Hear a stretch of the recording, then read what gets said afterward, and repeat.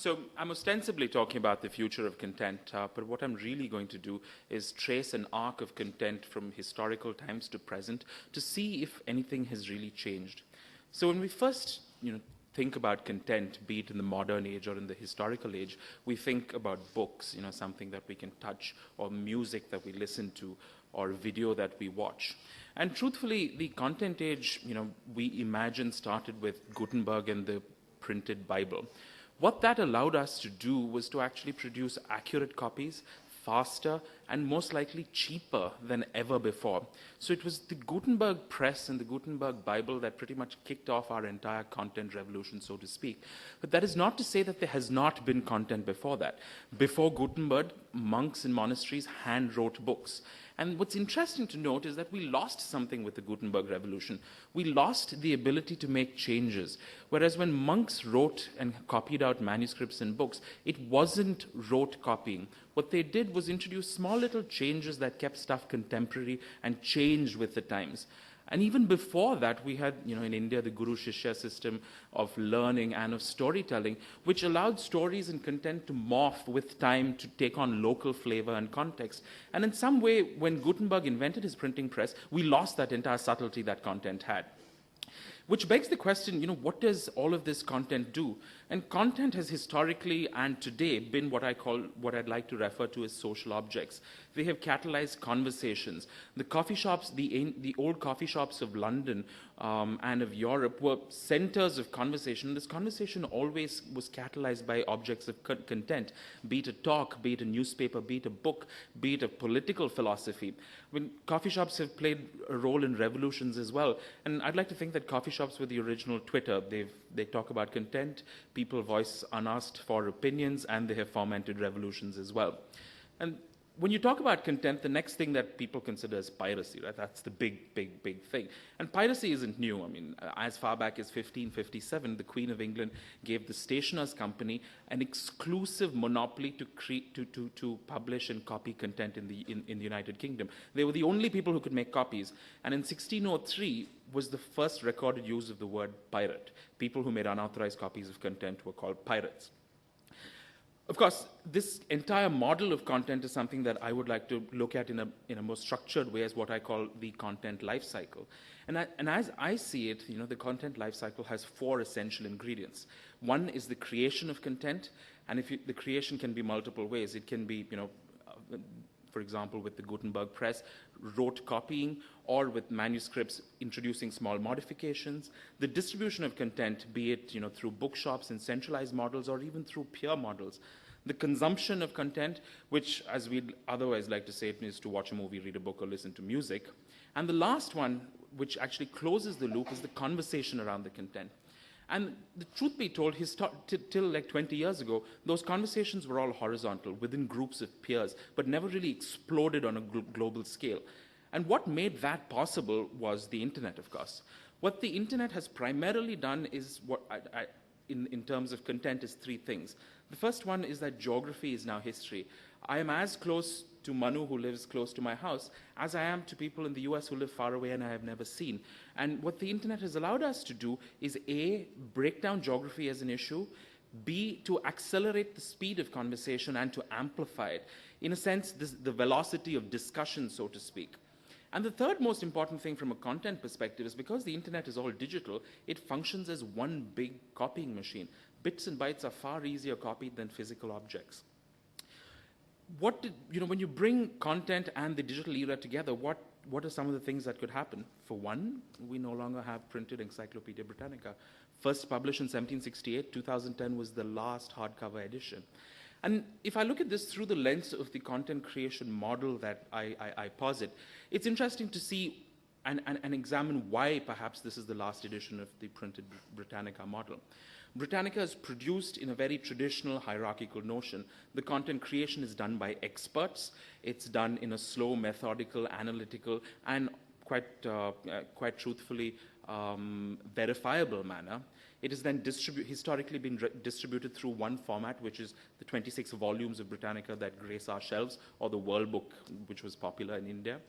It's only ever really used as a referential encyclopedia. No one ever says, I want to read I want to read Britannica today, and flips open a book of Britannica and continues reading it. Nobody ever says, what does someone think about Bangalore, and open Encyclopedia Britannica anymore. The third one is the third one is around the consumption, which is, as I said, something that is very, very specific and not really consumed widely. And the fourth one is the conversation loop. Very rarely do we have conversations about Encyclopedia Britannica. 50 years ago, sure, it was the de facto reference piece, but that's no longer the case. And if you contrast this with what many people say caused the death and downfall of Encyclopedia Britannica, Wikipedia, you'll see that that content cycle is completely different. The creation is not done by high priests of knowledge. It is done by you and me. It is validated by you and me. The distribution is not via print, although you can buy Wikipedia in print.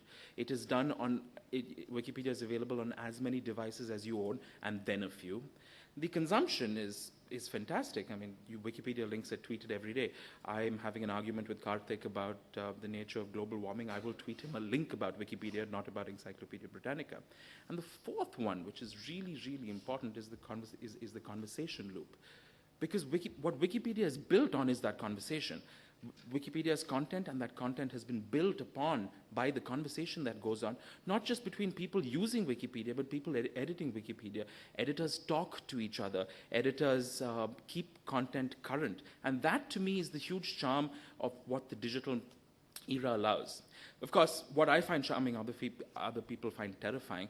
And the truth of the matter is, I think, as much as we have nostalgic memories of the old, I think that we've passed the inflection point where that can actually happen. And the sooner we recognize that, the sooner we can build more innovative models. But something to keep in mind is that nostalgia will always have a premium. There will always be there will always be place for older models of content and older forms, but those will necessarily move to more premium models, which of course is a good thing, because the amount of content that's available to us is just enormous. And the challenge for content creators really is that the distinction between the amateur and the professional is blurred. The amateur and the professional have access to the same tools, the same networks of distribution, and the same limited attention span that you and I have. So the question really is, if everyone's producing content, if everyone has access to the same tools, what are some of the takeaways that content producers and businesses built on content can do? The first one I'd like to think of is how we consume content today. So this is an interesting comic someone called The Oatmeal put up recently. I don't know if you saw it. He read this wonderful book called The Game of Thrones, and then he said, oh, there's a TV series out because people on Twitter are talking about it, and he goes to watch it on Netflix. Of course, it's not available. Then he says, let me buy the DVD, and of course, as we all know in India, because we're region 6 on the DVD, we get DVDs much later. So finally, he does what most of us would do. Not me, of course, but most of y'all. He downloads the torrent, which is consuming content, but it's just it's a possible loss of revenue for an organization, even though he's tried really hard to make that possible. The 4 broad trends I'd like to touch upon. The first one is, I think the notion of control of content is over. The same thing that digital technologies make possible, they also make impossible. We can no longer control content. DRM is dead. DVD region encoding is dead. I'm happy that Flipkart agrees with me that DRM is dead. And the truth of the matter is that content now needs to be always available. There is no more artificial scarcity that we can introduce into the content ecosystem. You cannot say the US will watch it before me, because I'm speaking to the people in the US every day and I want to watch it when they are talking about it. So your content has to be globally available and always available. You cannot close your store like IRCTC does between 10 p.m. at night and 5 a.m. in the morning. It's not going to happen, because the BitTorrent store is always open. The third thing is accessibility. And I use accessibility in 2 ways. The first one is, I want to buy content once and consume it everywhere. You as a content producer either need to make that possible, or I will go out and make it possible. I will rip my DVDs, I will download my ebooks, because if I have the printed book, I don't see it as morally ambiguous to do that. On the flip side, to the corollary to accessibility is something that I'd briefly like to touch upon about open standards. I think we now have the technological ability to make things consumable everywhere because we are driving towards a world with open standards. I see I'm out of time, but I thought I had 15 minutes, so if you'll bear with me for 2 more minutes. And the other rationale for accessibility and open standards is that we now have the chance to include everyone in the consumption of content. The visually impaired, the print impaired. Technology makes this possible. We as content producers need to embrace open standards and make accessibility not just for those of us who want to access it on multiple devices, but for those of us who have never been able to access content historically otherwise. The second point on content is around the consumption of content. We've traditionally looked at content consumption as something that's very individual, very personal, to read a book, to listen to music, and to watch a movie alone. And these are things that we glorify, and that those will always exist. I don't think those are going away. But what we now have the ability to do is to transcend the consumption of content from an individual activity to a shared group experience, to actually consume content the way we live in groups. And what's fantastic about that is that while the internet makes this possible, it also makes it possible the viral spread of this content consumption and also the word-of-mouth marketing, which is by far the most powerful way of marketing it. So to make your content consumption possible in groups and as an experience is also to make the viral spread through word-of-mouth marketing possible. So, of course, this is fairly worrying, and I think every epochal shift is marked by people bemoaning the loss of business models and much use of law and technology to limit what is possible, and to also criminalize what we otherwise call sharing. But there's something very interesting that I read recently. Nina Paley, I don't know if you know her, she made this wonderful animated film called Sita Sings the Blues. And then not only did she make it available for free, she also made it available for people to remix and translate. She was recently addressing a group of 17 and 18-year-old kids in the US. And her big concern was, do you guys always want to download everything and just use it for free? And their point was, no, we don't want everything for free. We just want everything. And I think that's a key takeaway for us to make. I'll briefly touch upon, 6 broad takeaways that I had. One is to move from content to experiences, because experiences are far more valuable. Content is based on an artificial scarcity, whereas experiences are authentic, real. That we need to move away from the content is king model and move to people are king model. Dina might have briefly touched upon insight yesterday, and I think the corollary to that is we now know more about what you and me like to watch and listen and hear and play with than ever before. And the content industry can no longer sit in its ivory tower and say, here is what you will listen to.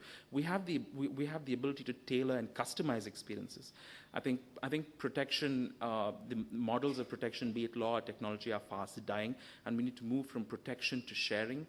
That the solitary consumption of content will move to group and shared experiences. And what's tremendously powerful there is that you then have the ability to influence not only what other people will watch and hear and listen to, but also the kinds of content that are being created.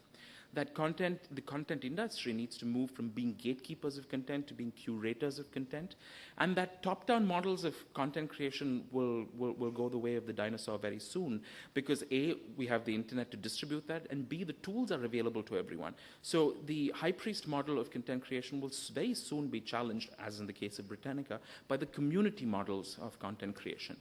That's about all I have time for. I don't know if we're taking questions now or later, but I'd just like to thank 3 people for insights into this presentation. There's Dina at the back and Sumant and Karthik who are on Twitter. Thank you.